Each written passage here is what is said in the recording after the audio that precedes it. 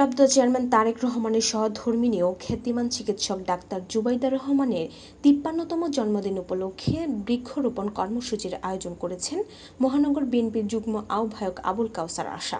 এখানে আমরা বৃক্ষরোপণ করেছি, সেই সাথে জাতীয়তাবাদী ছাত্রদল নারায়ণগঞ্জ মহানগরের প্রতিটা ইউনিটই, ছাত্রদলের প্রতিটা ইউনিট প্রতিটা শিক্ষা প্রতিষ্ঠানে বৃক্ষরোপণের যে কর্মসূচি পালন করছে। তো এর মাধ্যমে আসলে এটা একটা মেসেজ দেয়া যে বৃক্ষরোপণ এটা আমাদের দলীয়, এটা আমাদের এজেন্ডা, এটা সকলেরই বৃক্ষরোপণে অংশগ্রহণ করা উচিত। বৃহস্পতিবার বিকেলে বন্দর উপজেলার মদনপুর ফুলহর সরকারি প্রাথমিক বিদ্যালয় মাঠে এই কর্মসূচি অনুষ্ঠিত হয়। পরিবেশ সংরক্ষণ ও সবুজায়নের লক্ষ্যে বিভিন্ন প্রজাতির গাছ রোপণ করেন তিনি ও তার সঙ্গীরা।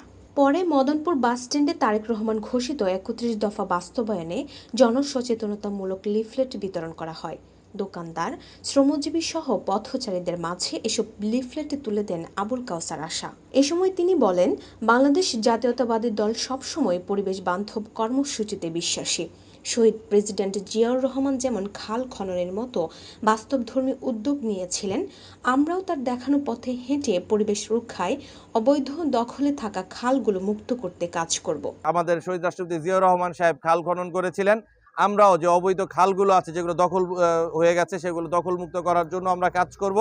আবুল কাউসার আশা আরও বলেন, এদেশের পরিবেশ রক্ষা ও রাজনৈতিক সচেতনতা বৃদ্ধির জন্য স্থানীয় পর্যায়ে নিয়মিত কার্যক্রম পরিচালনা করাই আমাদের লক্ষ্য।